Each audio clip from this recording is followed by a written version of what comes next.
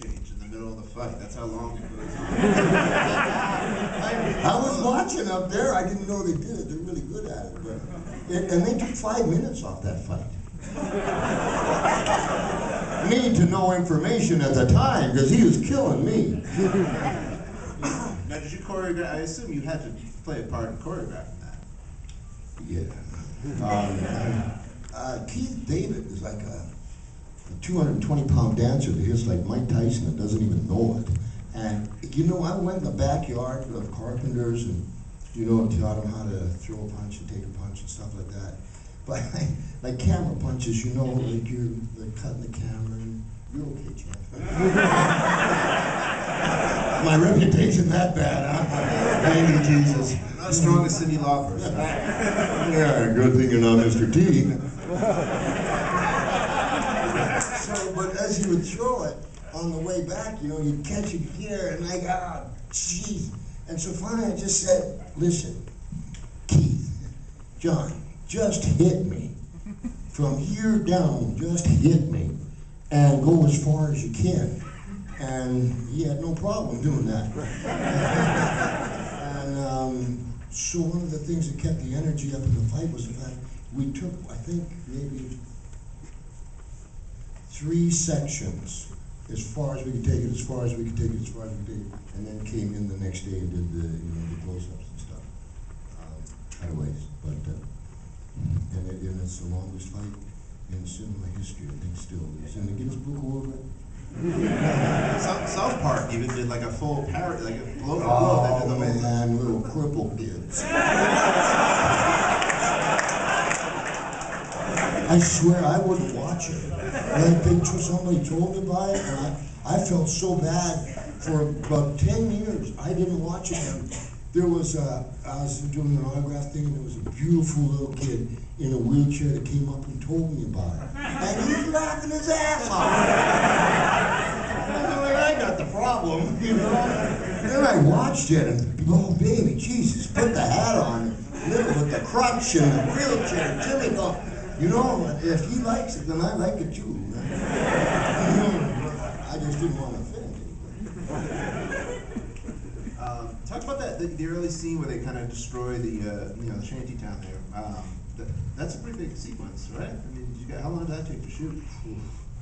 That was really homeless people too. John used the homeless people. We had to pay 2 gangs off. So when we left at night, the trailers would be back in the morning. Of course, I knew the president of each gang, that helped.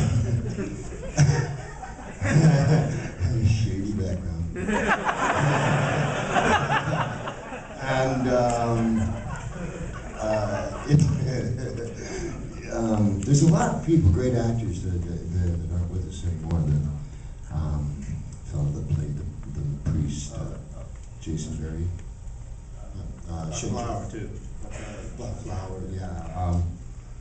They were all wonderful. There's some stuff while I was watching and it's so lame. Well, here's one. Do you remember when Nana and Keith and Rod are looking over America, and there's a skyline of America, and I think there's line of dialogue or something, I believe in America, and that. Well, the big debate then, John Carpenter wanted us to smoke a joint while we were doing it. And Keith didn't want it.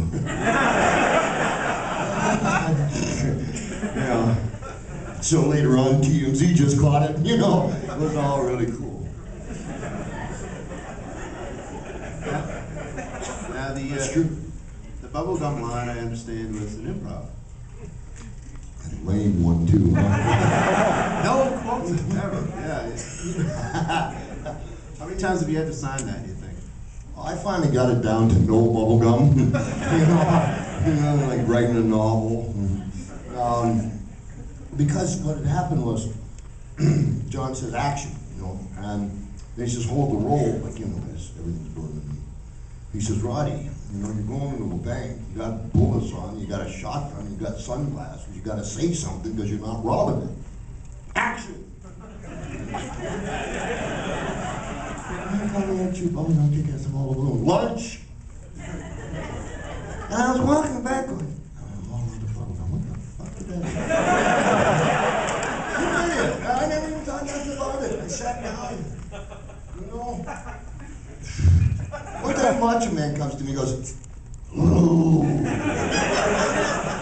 wife's a bitch and she's back in the heat. Okay.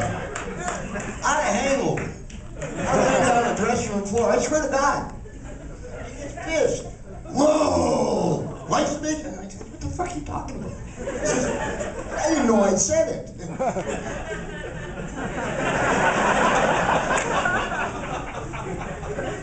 He was naked, shaving his ass with an Morocco when he said it, so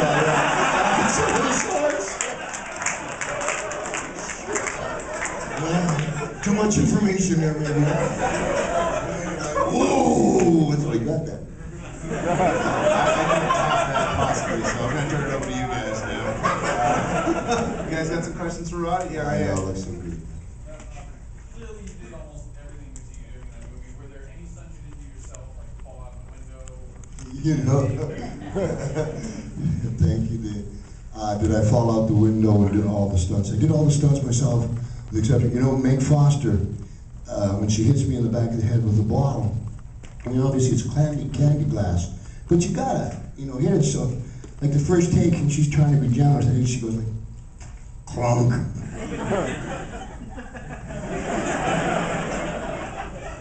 No, I'm fine. Take two. Clunk. Hey, no, I'm fine. Take three. Whop! And, stunt. A guy named Joel, he did a lot of Arnold stunts. Joel Schumacher, maybe. He actually, he's not with us anymore. He actually went out the window. So other than going out the window, and I'm sure if it was the last shot of the movie, they would have let me in. But other than that, I did all the stunts myself, you know. No.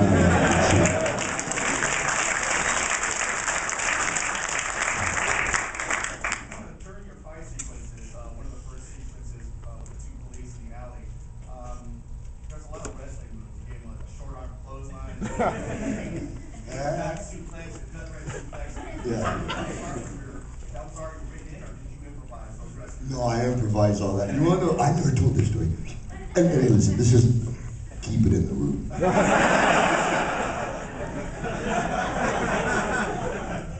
This was really cool, but so all the police are coming, right? They got a shotgun, and this one policeman comes, lower the shotgun on him, and I'm checking him out in the glasses, but he's a human. So I say, beat your feet, and then he takes off, right?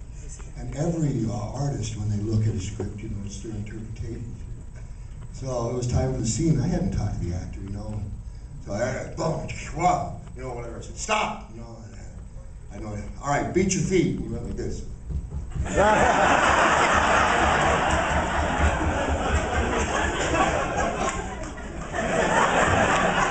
What the fuck you doing? I swear to you. Can I speak with you just for a wee moment? Run away. But he's a great actor. Just his interpretation, I guess. Forgot about that until I just saw it. This is only the second time I've seen it. All right. Yeah, I only saw it three, and I hate watching myself. I just saw it. You know, I love you. You just got your bar set real low today.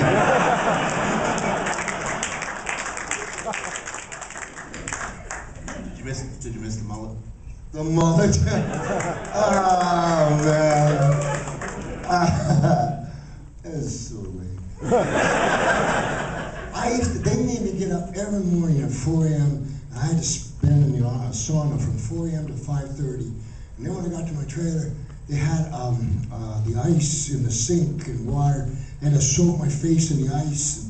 And I tell you, I'm a fighter. You ain't gonna get Tom Cruise here, no matter how much ice and sauna I do. You know, I did that. I lost about 30 pounds for it.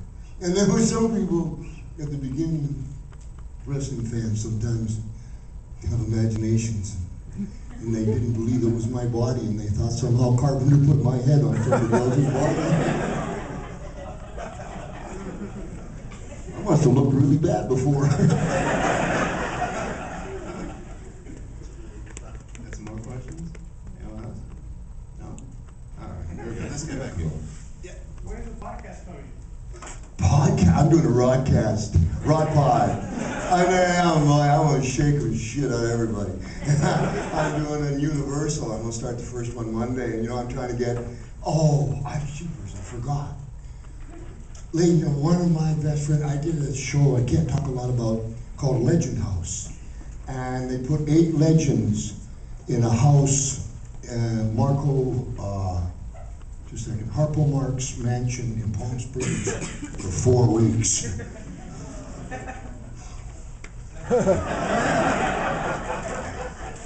No clocks, no computers, no cell phones, no nothing. Every day they come to tell you something, and they gave me a roommate. Pat Patterson? No, he's busy walking Santa Monica right now. But my roommate ended up to be Hacksaw Jim Duggan. And he's here right now with his family. Where are you, Hacksaw? Where are you?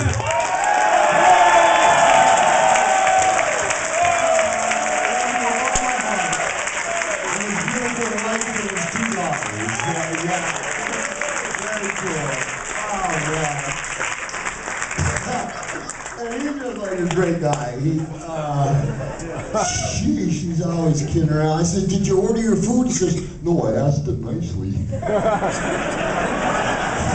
weeks.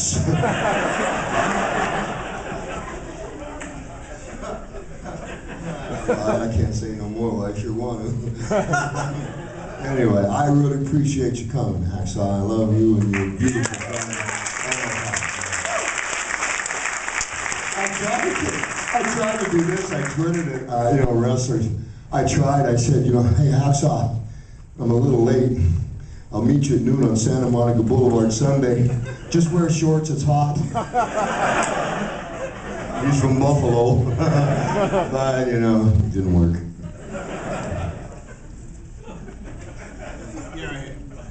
When you first met May Foster, did you trip out on her eyes? Oh, man. Whoa, baby.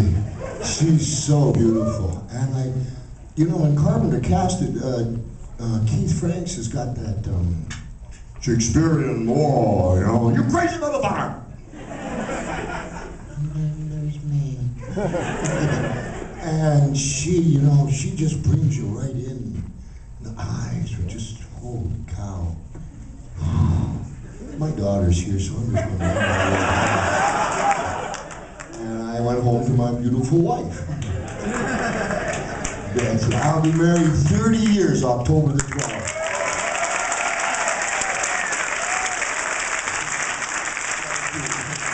Just like Jim Duggan, he's married to a saint, and so am I, to put up with our bullshit. Speaking of, I'd never noticed till watching it, on the big screen today, that Nada's married apparently. That's your actual wedding ring, though, right? Yeah, that's interesting. I'm old and 49. There's a lot of things I just wouldn't take my wedding ring off for.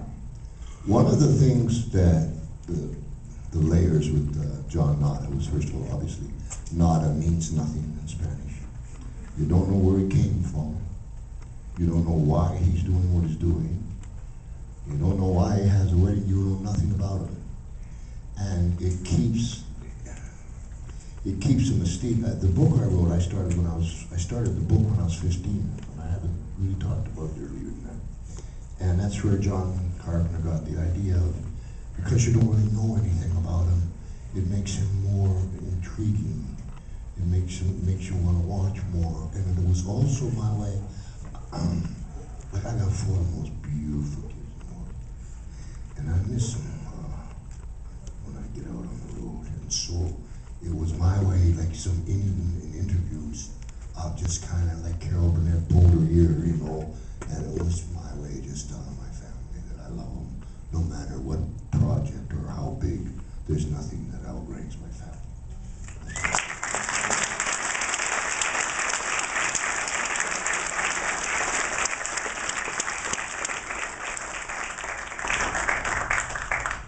Got time for a couple more. Yep, right here. I've heard about they might be planning on making They Live. Yeah. I know about remakes, they suck most of the time, but sometimes they deserve to be remade. I think if done well, this could stand to be remade, just in light of some technology that could be. Yeah, it's our special effects. We had the thing that went, that's it. I always think it's kind of cool when they can bring elements of the original into and kind of sneak them into the remake. And I'm just Yeah. wondering, has anybody contacted you about this? John Carpenter, I had dinner with him like, oh my goodness, 2.5 years ago, and that's when this came up, that they were gonna do the remake. Chef Gordon, who lives in Hawaii, and Wyatt, were the executive producers on it. Now, I've heard that, one, they're not going to have glasses in it, and two, they're not gonna have a fight in it. Yeah, yeah, and it's more, I don't want to ruin any plots here, so, it's a different way that they're gonna go about to snatch bodies and stuff. And I wish them all the luck in the world, but I tell you what I would like to do. I'd like to like do one really quick cameo scene in it and be like,